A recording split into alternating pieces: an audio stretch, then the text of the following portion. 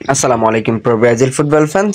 দর্শক, আপনারা জানেন ইতিমধ্যেই কিন্তু কোপা আমেরিকা শুরু হয়ে গিয়েছে এবং কোপা আমেরিকা নিয়ে কিন্তু ভক্ত সমর্থকদের মনে নানা রকম প্রশ্ন যে আসলে এবারের কোপা আমেরিকা জিতবে কে। মূলত কোপা আমেরিকার টপ ফেভারিট আসলে কারা আছে। আপনি যদি একটা বিষয় খেয়াল করেন অথবা হিসাব করেন, লাস্ট 10টা কোপা আমেরিকার আসরের মধ্যে ব্রাজিল সর্বোচ্চ জিতেছে 5বার ট্রফি। অর্থাৎ বুঝতেই পারছেন, লাস্ট 10টা আসরে কিন্তু 5বারই ব্রাজিল ট্রফি জিতেছে এই কোপা আমেরিকার, এবং বাকি 5বারে 2বার জিতেছে চিলি এবং একবার জিতেছে উরুগুয়ে এবং কলম্বিয়া, এবং সর্বশেষ আর্জেন্টিনা জিতেছে 2021 সালে। মূলত ব্রাজিলের অফ ফর্ম অনেকের কাছে সেটা বেস্ট ফর্ম। সাম্প্রতিক পারফরমেন্স অনুযায়ী এবারের কোপা আমেরিকায় কাউকে আসলে এগিয়ে রাখার কোনো সুযোগ নেই। যদিও লাস্ট 10টা আসরে ব্রাজিল জিতেছে 5বার, বর্তমান চ্যাম্পিয়ন আর্জেন্টিনা।